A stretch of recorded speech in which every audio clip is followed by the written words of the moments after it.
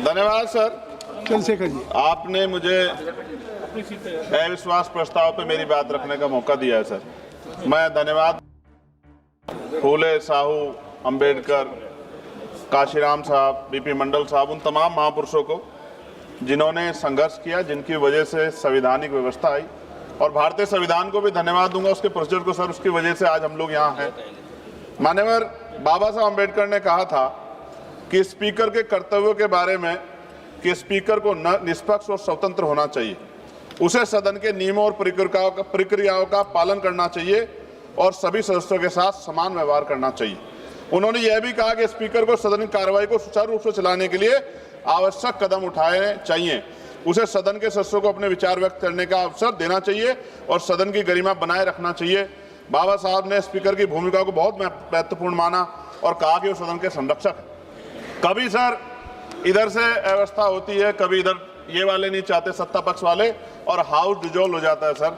और हम जहाँ से चुन के आते हैं सर, वो लोग उम्मीद करके बैठते हैं कि इस आदमी को वोट दिया है, ये जाके हमारे विषय को उठाएगा, और हम ठगे से होकर चले जाते हैं सर। यहाँ से कितने ऐसे रूलिंग है सर, चाहे वो शॉर्ट नोटिस हो, चाहे हाफ और टाइम हो सर, एडजमेंट मोशन हो सर, आज तक नहीं देखा हमने। कॉलिंग अटेंशन पे अभी तक वो नहीं हुई। 193, 184 सर, इतने हमने दिए, कहीं गायब हो गए, पता ही नहीं चला सर। ईरान पे चर्चा होनी चाहिए थी सर, हल्ला मचा। क्यों सर? क्योंकि गैस के दाम बढ़ रहे हैं और ऑयल की भी दिक्कत सर देश में पैदा हो रही है।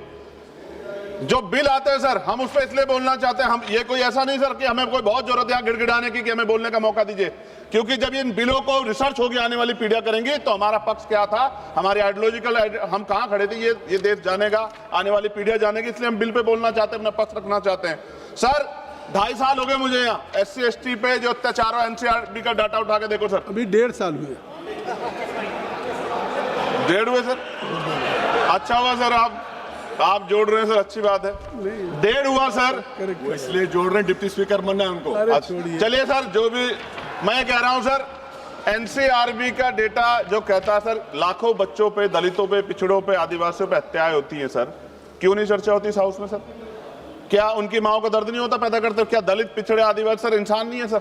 सर जयसलाल सरोज को सर जला के मार दिया, कफ्ताड़ की मां बेटी को सर अन्याय, और तरुण की हत्या कर दी सर दिल्ली में। आप मेरा सर दिक्कत ये है हम लोगों की, अगर हम यहाँ नहीं बोलते हैं तो हमारे क्षेत्र के लोग कहते हैं कि बोलना चाहते हैं, यहाँ लड़ते हैं तो हम ऐसे दिखते जैसे हम सर भीख मांग रहे हो, अपमान का घूंट पीते हैं सर हम इस सेशन में कि हम अपनी बात को रख सके, और हम अपनी बात भी पूरी नहीं कर पाते सर, क्योंकि आप वहां से ऑर्डर कर देते हो कि खत्म करो, खत्म। हमने तो आदरणीय होम मिनिस्टर बैठे, उनसे आग्रह किया कि सर आप चैम्बर में चले जाओ थोड़ी देर, कम से कम हम लोग बोल लेंगे अपने लोगों के विषय के बारे में, क्योंकि जब से वो बैठे हैं जिस तरह के इनसिक्योर आप हो रहे हैं वो तो किसी छिपावा नहीं है, बिल्कुल नहीं छिपावा है। मैं तो आग्रह करूंगा आदरणीय गृह मंत्री जी थोड़ी देर बैठ जाए सर, तो हम लोगों को बोलने का मौका मिल जाए। सर एक सेकंड, आप सबको समय मिल रहा है सर, आप बहुत, आपका सबसे ज्यादा आप चेक कर लो, सबसे ज्यादा आपका होता है सर।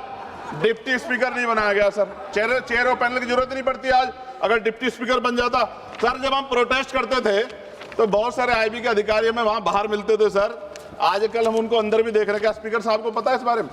सर भारतीय संविधान के अनुच्छेद 98 में संसद के प्रत्येक सदन के लिए एक अलग से सचिवालय का प्रावधान है, ओवैसी साहब उस पर बात कर रहे थे। यह अनुच्छेद संसद के प्रशासनिक और विधायी कार्यों को स्वतंत्र रूप से संभालने के लिए कर्मचारी नियुक्त करने और उनकी भर्ती और सेवा शर्तों को संसद द्वारा कानून बनाकर नियंत्रित करने की शक्ति देता है। लेकिन महोदय पिछले 10-15 वर्षों से लोकसभा में सचिवालय के रिटायर्ड अधिकारी जो चला रहे हैं, जो कि पहले कभी नहीं हुआ, कभी डिस्कस नहीं होता सचिवालय के कर्मचारियों, नहीं सचिवालय कर्मचारियों को खत्म कर रहा हूं, मुझे बोलने दो सर, बोलने दीजिए ना। आप बोलिए, विधायिका में कार्यपालिका की दखलंदाजी पिछले कुछ सालों में शुरू हुई है, ऐसा स्पीकर साहब पे बोल सकते हैं, सचिवालय संसदीय अधिकारियों पर से विश्वास उठ गया पिछले कई वर्षों से। यहाँ मैं बताऊंगा इसका रीजन सर, यहाँ पर से भारत सरकार के ब्यूरोक्रेट डिप्यूटेशन पे आ रहे हैं, समाप्त करें, लोग खत्म कर रहा हूं सर, एक पेज है, लोकसभा की स्वतंत्रता को धूमिल करे, क्या इन अधिकारियों सरकार के अधीन कार्य किया है? कई स्टैंडिंग कमेटी की रिपोर्ट में सरकार को संसद की तरफ से निर्देश करने का इन्हें डर लगता है, ये संसदीय परंपरा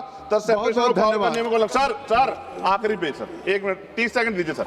सर क्यों कह रहा हूं, कितने डिपार्टमेंट ऐसे हैं जहां अभी बैकलॉग है सर, और यहां भी है सर 40% ज्यादा SC ST OBC के बच्चों के हक। सर 30 सेकंड भी दे रहे हैं आप, 30 सेकंड आप मना कर दिए, मैं तो सच कह रहा हूं। तो आज आप बोल दीजिए।